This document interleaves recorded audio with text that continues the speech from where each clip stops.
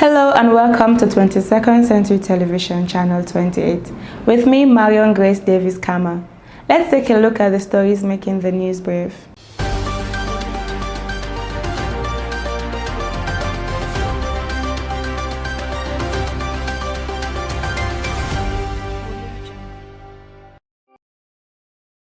In Bunia, Democratic Republic of Congo, the main hub of the Ebola epidemic, a pervasive fear of contracting the illness has led to a significant reduction in social activities, causing considerable financial strain for businesses in the Ituri region.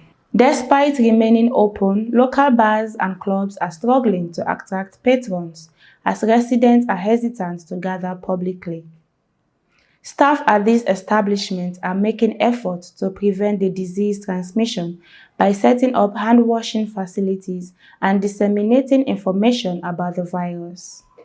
Tresolumaya, manager of the Champagne Club, reported a substantial decrease in income directly attributable to the virus. According to a Sunday evening statement from the Congolese Ministry of Health on social media, the confirmed Ebola cases in Congo have increased to 782, with 181 fatalities. However, the actual number of cases is presumed to be higher, as the outbreak was officially recognized on May 15th, several weeks after its suspected beginning, and the contact tracing coverage rate has sharply declined to 56% from the previous week. In Bunia, a city with a population under 1 million, Ebola has already claimed numerous lives. Despite various public health campaigns launched to raise awareness, a significant portion of the population remains skeptical about the disease reality. Abdul Kassenda, a local resident, highlighted the severe impact, noting that some families have tragically lost multiple members, sometimes 2, 3, or even 4. He added, survivors must protect themselves to avoid contracting the illness and to prevent its further spread.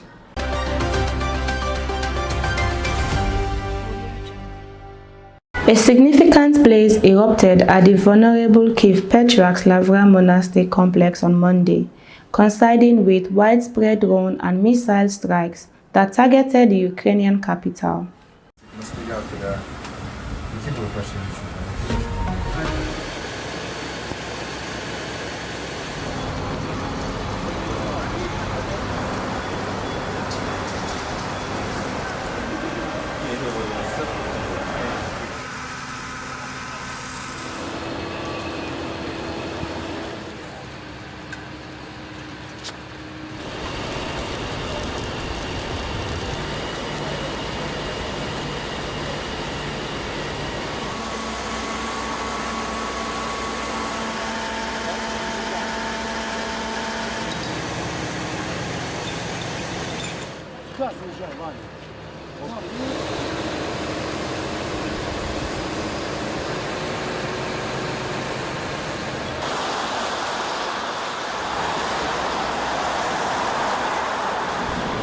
Footage depicted flames and dense smoke ascending above the culturally significant religious site, as emergency services worked to extinguish the inferno.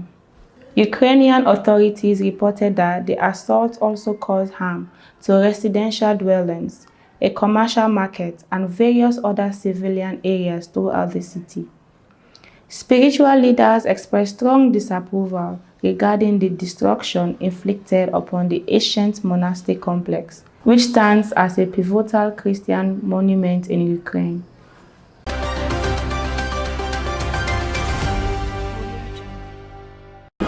President Donald Trump observed his 80th birthday by recommending a preliminary accord to conclude the conflict in Iran and hosting a mixed martial arts event on the White House South Lawn. The Republican president aimed to connect Sunday's occasion with broader extended commemorations for the 250th anniversary of the Declaration of Independence signing.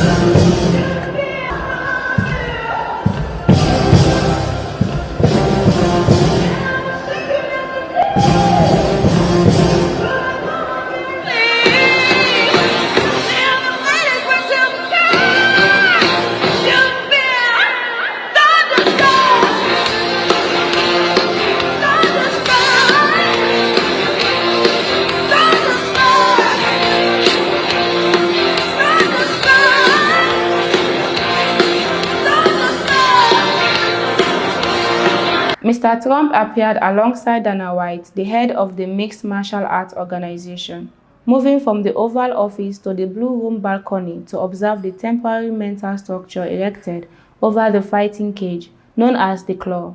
Over 4,000 attendees were invited to witness the event on site, including prominent figures such as Meta CEO Mark Zuckerberg, while additional thousands could view the proceedings on large screen at the nearby ellipse.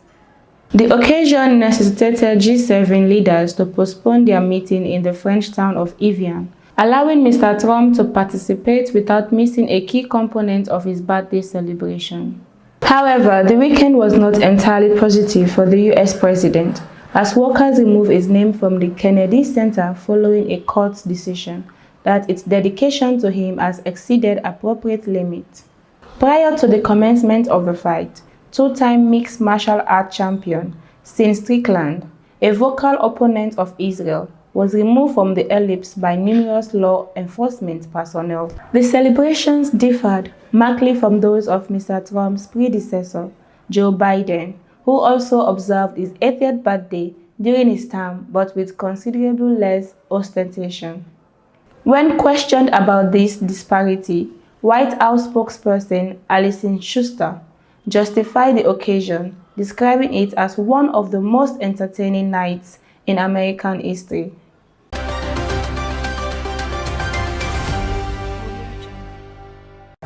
President Julius Maada Bio has conveyed his congratulations to First Lady Fatima Maada Bio upon her successful completion of a Master of Public Health (MPH) degree from University of California, Los Angeles, Fielding School of Public Health in the United States. On June 12, 2026, President Bio published a statement on X where he applauded his wife's educational accomplishment, highlighting her dedication, diligence, and focus. He conveyed immense pride from himself and their children regarding her significant achievement, stating, "The children and I are incredibly proud of your outstanding achievement as you graduate today with a master's degree in public health at UCLA Fielding School of Public Health. Fatima, you have always been hardworking, diligent, and focused. Congratulations on this remarkable accomplishment." Fatima Maada Bio.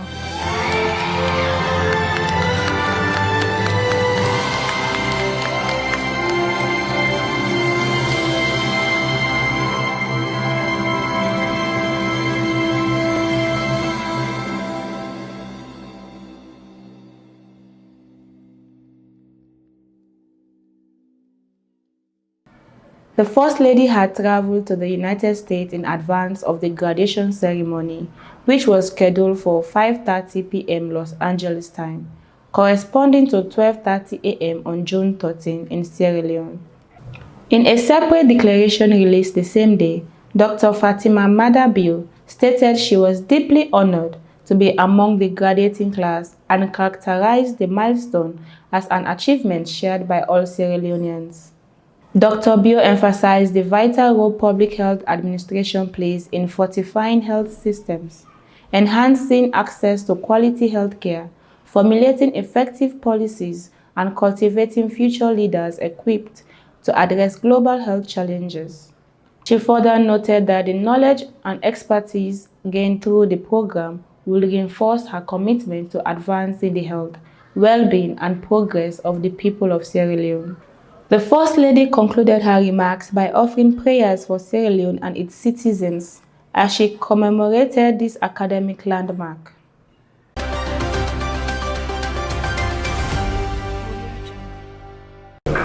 Julius Maada Bio, the President of Sierra Leone and current chairman of ECOWAS, has successfully obtained the backing of Aliko Dangote, Africa's wealthiest individual, for the forthcoming West Africa Integration and Investment Summit (WIES).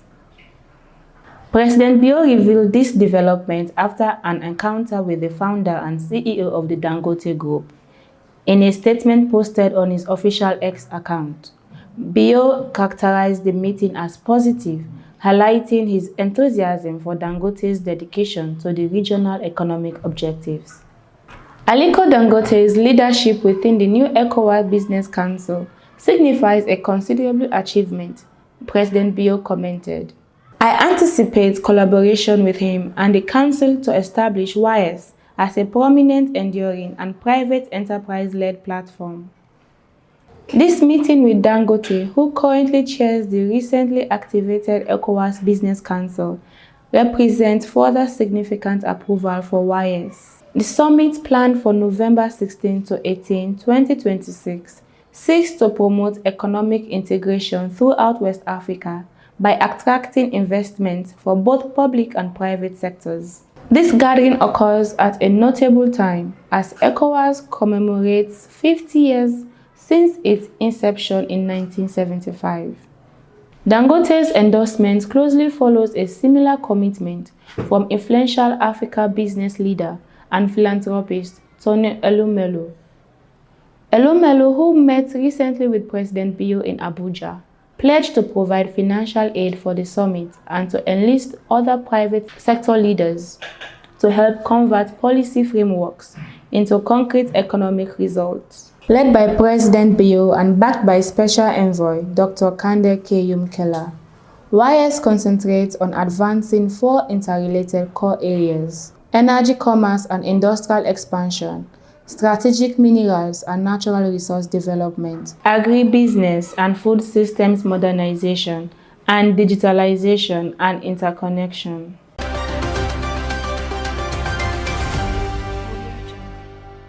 All these stories making the news brief. Thanks for watching 22nd Century Television Channel 28. Kindly follow us on all our social media handles, Facebook, TikTok, and YouTube, and also visit our website www.22ndcenturytv.com. I have been Marion Grace Davies Kama.